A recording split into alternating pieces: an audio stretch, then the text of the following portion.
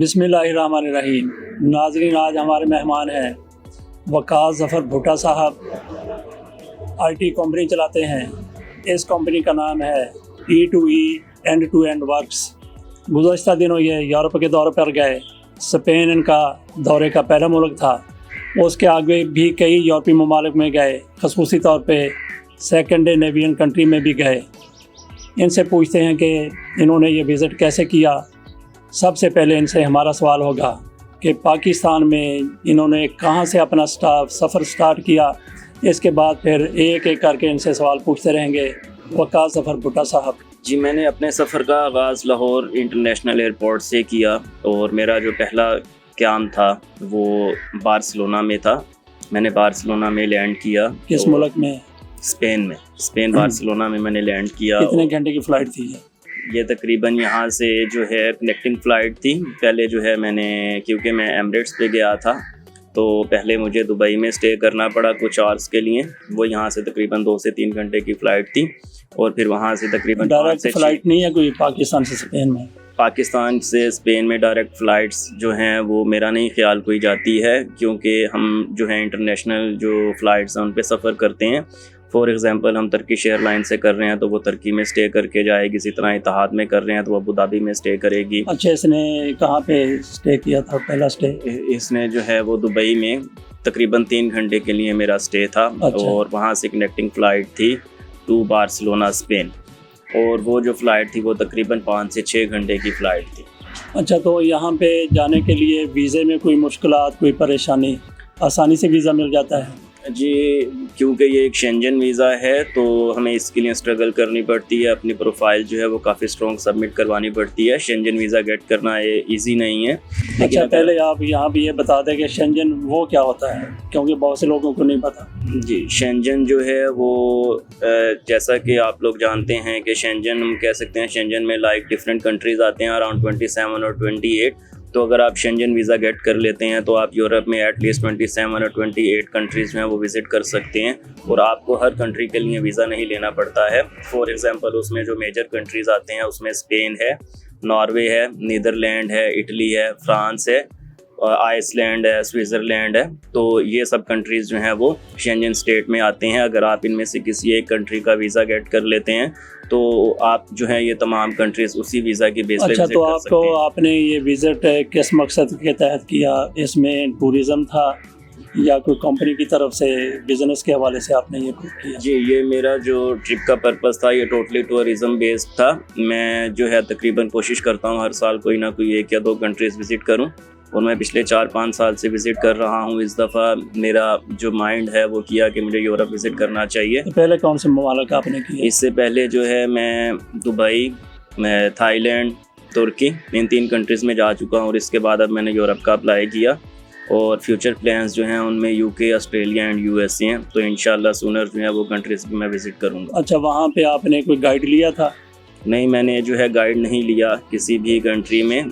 कुछ फ्रेंड्स थे और कुछ फैमिलीज़ थी, जो रिलेटिव्स वगैरह हैं उनके साथ मैं विज़िट करता रहा। अच्छा, वहाँ पे मस्जिद कुर्तबा बहुत मशहूर है मुसलमानों के लिए, ख़ुसूसी तौर पर अल्लामा इकबाल ने वहाँ पे अज़ान भी दी थी और उसको अब चर्च बना दिया गया है। वो मस्जिद देखी आपने? नहीं, जो क्योंकि टाइम लिमिटेशन की वजह से मैं ज़्यादा स्टे नहीं कर सका था स्पेन बार्सिलोना में, तो मैं मस्जिद नहीं जा अच्छा, सका। वहाँ पे गरनाता भी है, जबल तारक जिसको कहते हैं, वो भी करीब ही है। वहाँ पे जाने का मौका मिला आपको? नहीं, मैं वहाँ भी नहीं गया। मेरा ख्याल है कि आपने गाइड किया होता तो वो ज़्यादा बेहतर तरीके से आपको गाइड कर सकता था। क्या ख्याल है आपका? जी, मैं आपकी बात से टोटली एग्री करता हूँ। यहाँ पे जो है हर इंसान की अपनी ओपिनियन है और गाइड लेकर विज़िट करना ऑब्वियसली ज़्यादा आसान होगा, बट उसमें कुछ लिमिटेशंस होती हैं, लाइक कि वो आपको टाइम रिस्ट्रिक्शंस हैं, आपको टाइम को काफ़ी फॉलो करना पड़ता है, उनके जो रूल्स हैं उनको फॉलो करना पड़ता है। तो जब आप इंडिपेंडेंट जाते हैं आपको इन चीज़ों से जो है आप बरी होते हैं। फॉर एग्जांपल आप अपनी मर्ज़ी से उठ सकते हैं, अपनी मर्ज़ी से। अच्छा, ये आपने पूरे का पूरा जो टूर है अपनी तरफ से इस ट्रिप को खुद प्लान किया था या किसी कंपनी के ज़रिए आप गए? जी, इस ट्रिप को टोटली मैंने खुद प्लान किया था, मैंने किसी कंपनी से हेल्प नहीं ली।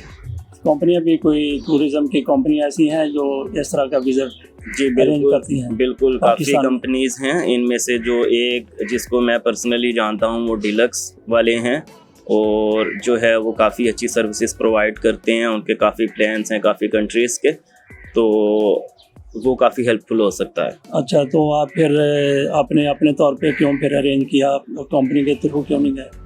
वही एक्चुअली मैं जिस भी कंट्री में गया हूँ मैं कोशिश करता हूँ कि मैं इंडिपेंडेंट होके जाऊँ, कोई जो है रिस्ट्रिक्शंस ना हो, कुछ फॉलो ना करना पड़े, मैं अपनी मर्ज़ी से जो वहाँ पे लोकेशंस हैं उनको विज़िट कर सकूँ। तो इसलिए मैंने इंडिपेंडेंट जो ट्रिप है उसको प्लान किया।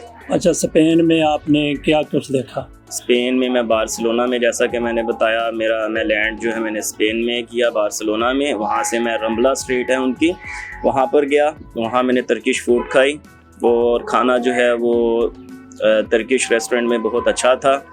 और ज़ाहिरी बात है क्योंकि आप यूरोप में हैं तो वहाँ पे हराम फूड जो है ज़्यादा है और आपको हलाल फूड सर्च करना पड़ती है, आपको रेस्टोरेंट्स जो हैं वो फाइंड आउट करना पड़ते हैं। तो उस वक्त जो मुझे बेटर ऑप्शन लगी वो तुर्किश रेस्टोरेंट लगी। और रंबला स्ट्रीट में जो है मैंने वहाँ पे उनके लोग, उनका culture, how they spend their lives जो है वो मैंने देखा। और इत्तेफाक से ये वीकेंड था तो वीकेंड पे वो ऑब्वियसली बार्स जाते हैं, क्लब्स जाते हैं और जो है वो वाइन्स वगैरह पीते हैं। तो इस चीज़ को मैंने काफ़ी ऑब्ज़र्व किया कि हर सड़क पे, हर गली में तकरीबन जो है वो वेल ओपन था। हमारे पाकिस्तान में ये चीज़ें नहीं होती हैं। अच्छा, तो वहाँ पे तारीखी चीज़ें, कोई यादगार चीज़ें वो कौन सी हैं जो लोग सयाह अमूमन वो विज़िट करते हैं, विजिटर? हाँ, अगर आप शॉर्ट ट्रिप के लिए जा रहे हैं स्पेन फॉर एग्जांपल, आपका स्टे आप कितने दिनों के लिए गए थे? मैंने बार्सिलोना में सिर्फ 2 दिन क्या किया था, टोटल मेरा ट्रिप 10 दिन का था। अच्छा, तो अगर आप शॉर्ट ट्रिप पे बार्सिलोना जा रहे हैं तो मैं रिकमेंड करूँगा कि आप रंबला स्ट्रीट उनकी उधर जो है लाजमी स्टे करें, क्योंकि उसके साथ ही बीच भी है, आप बीच भी विज़िट कर सकते हैं, साथ बाज़ार है, बाज़ार विज़िट कर सकते हैं। और ये एक रहने के लिए काफ़ी अच्छी तो जगह हमारे है। यहाँ भी है और बाज़ार हमारे यहाँ भी है, गलियाँ भी हमारे यहाँ हैं। तो इसके अलावा कौन सी चीज़ें हैं जो बंदा वहाँ जाके देखे? हाँ, इसमें ना एक कोलंबस उनका एक चौक है। अच्छा, मुझे उसका पूरा नाम नहीं पता कि वो कोलंबस उसको चौक कहेंगे, वो बड़ा अजीब लगेगा। ठीक है। तो क्या कहना चाहिए? हाँ, बहरहाल वो कोलंबस, जहाँ पे कोलंबस ने डिस्कवर किया था कि अमेरिका की डायरेक्शन इस तरफ है, अच्छा, तो उनका एक स्टैचू भी खड़ा है वहाँ। ठीक है, वो बड़ा ज़बरदस्त। हाँ, वो बड़ा मतलब कि वो तारीखी जगह में ही आ जाएगा। अच्छा, तो हमारे सिस्टम में और उनके सिस्टम में आपने कोई फ़र्क महसूस किया? जी बिल्कुल, हम पाकिस्तान में रहते हुए ज़ाहिरी बात है रूल्स को फॉलो नहीं करते हैं। हमारे पाकिस्तान के जो अच्छे एरियाज़ हैं, फॉर एग्जांपल हम लाहौर, और लाहौर के अच्छे एरियाज़ में DHA आता है, जोहरडाउन आता है, गुलबर्ग आता है। आप इस तरफ भी चले जाएं तो भी आपको जो सफाई है वो कम नज़र आएगी। और इसके बरक्स आप यूरोप के किसी गंदी सी गंदी जगह पर भी, छोटे से छोटे शहर में भी चले जाते हैं तो आप देखेंगे कि वहाँ पे लोग कैसे कानून को फॉलो करते हैं और कितनी वहाँ पे सफाई है। वहाँ पे जो एयर है, एयर पोल्यूशन बहुत कम है, ना होने के बराबर है। तो ये चीज़ें जो है यूरोप में काफ़ी अच्छी थी। अच्छा, लॉज की वायलेशन आपको वहाँ पे नज़र आई कोई? मैंने किसी को वहाँ पे लॉ की वायलेशन करते नहीं देखा। जो ट्रैफिक के लॉज हैं वो उनको वेरी स्ट्रिक्टली फॉलो करते हैं, चाहे उनको एक U turn for example 5 kilometre से ही लेकर क्यों ना आना पड़े, वो शॉर्टकट की तरफ नहीं जाते हैं, वो पूरा अपना रूल को फॉलो करके यू टर्न लेके जो है अपना सफ़र करते हैं। अच्छा, स्पेन से आप फिर आगे कौन कौन से ममालिक में गए? स्पेन से जो है मैंने बार्सिलोना से नेक्स्ट फ़्लाइट जो ली थी वो पेरिस की ली थी।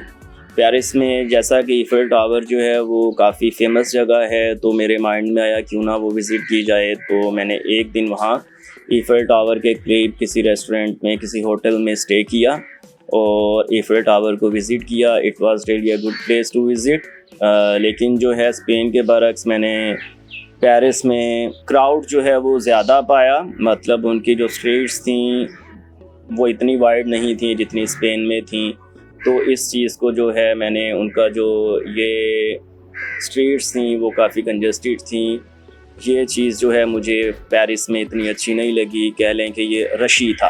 तो अगर आप सुकून के लिए थोड़ा जो है अच्छी जगह पे जाना चाहते हैं जहाँ रश नहीं हो, तो उसमें ऑब्वियसली स्पेन जो है वो एक बेटर प्लेस लगी मुझे, बार्सिलोना। सही है। तो अभी फ्रांस से हम निकलते हैं, आ जाते हैं सेकंड नेवियन कंट्रीज़ में। जी, नेक्स्ट फ़्लाइट जो है वो मैंने पेरिस से ओस्लो नॉर्वे के लिए ली और ये फ़्लाइट तकरीबन 2 घंटे की थी।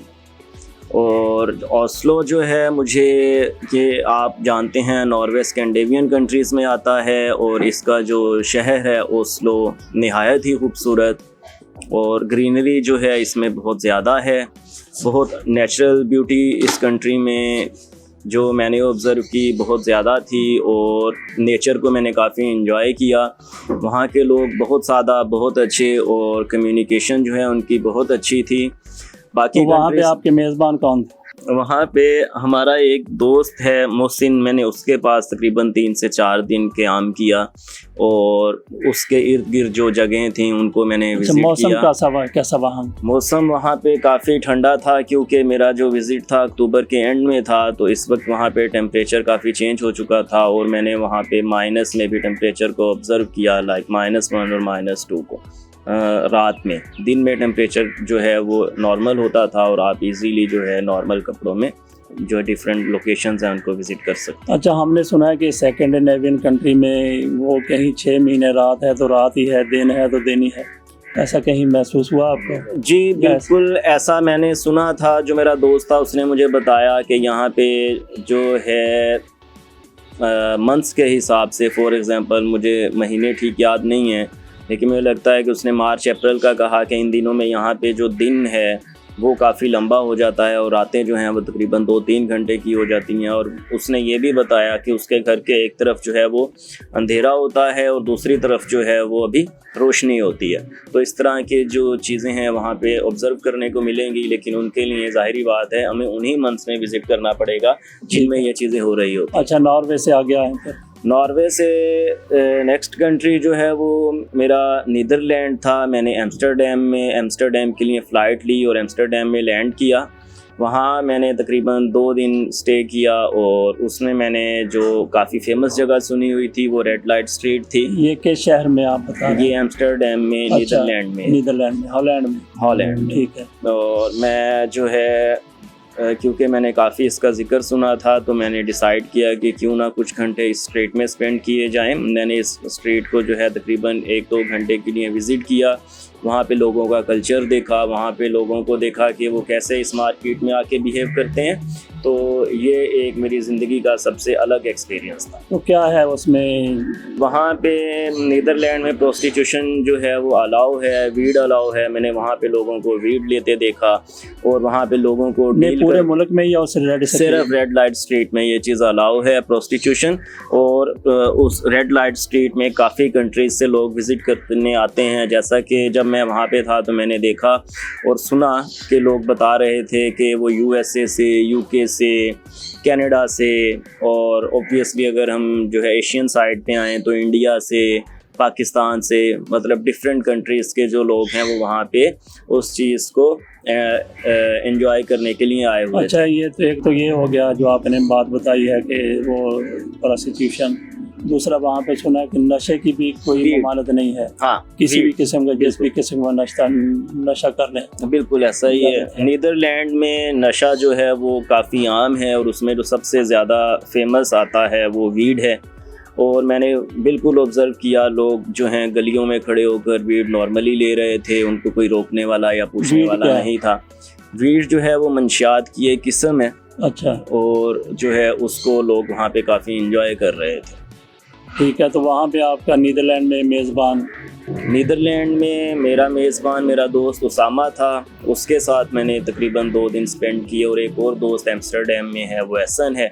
उन्होंने जो है मुझे विज़िट करवाई उसके करीबी एरियाज़ जो उनके घर के पास थे, और उसमें ज़ाहिरी बात है रेड लाइट स्ट्रीट भी आती है जो कि तकरीबन 4-5 किलोमीटर के फासले पर थी, और वहाँ हमने 2-3 घंटे गुजारे। वहाँ पे आप किसी देहात टाइप, गांव टाइप बस्ती में भी गए, इलाके में भी गए, या शहर में रहे? बिल्कुल, मुझे नीदरलैंड क्योंकि वहाँ पे मेरा दोस्त रहता है तो मुझे इत्तफ़ाक हुआ एक गांव में जाने का, लेकिन वहाँ का गांव हमारे गांव से काफ़ी डिफरेंट था। वहाँ की सहूलियात, वहाँ की सड़कें, वहाँ की सफाई, वहाँ के जानवर और सब कुछ जो है वो एक डिफरेंट एनवायरनमेंट देखने को मिला। जैसा हमारे देहातों में होता है, नॉर्मली लोग सफाई का इतना ख्याल नहीं रखते हैं, सड़कें टूट फूट का शिकार होती हैं, ऐसा वहाँ पे कुछ नहीं था। और इस चीज़ का जिक्र मैंने स्टार्ट में भी किया कि वो लोग इन चीज़ों में हमसे बहुत आगे हैं।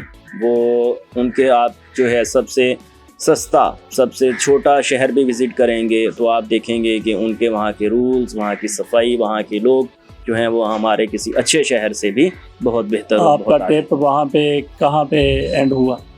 बिल्कुल नीदरलैंड से जो है मैंने वापसी पाकिस्तान के सफ़र का आगाज़ किया और जो है वहाँ से फिर मेरी कनेक्टिंग फ़्लाइट थी दुबई से और तकरीबन 5 से 6 घंटे वापस दुबई को लगे और वहाँ से फिर 3 से 4 घंटे की फ़्लाइट पाकिस्तान की थी। नाज़रीन, आपने वकास ज़फ़र भुट्टो साहब के ट्रिप के हवाले से उनकी ज़ुबानी सुना कि उन्होंने किस तरीके से इन इलाकों का विज़िट किया, इन ममालिक को देखा और आपके सामने पेश किया। हमने पूरी कोशिश की है कि आपके सामने ज़्यादा से ज़्यादा वीडियोस और पिक्चर्स रखी जाएं, वो हमने रख दी हैं। आपको ये वीडियो कितनी पसंद आती है, ऐसी ही मज़ीद वीडियो भी आपके सामने लेके आते रहेंगे। इजाज़त दीजिए, अल्लाह हाफ़िज़।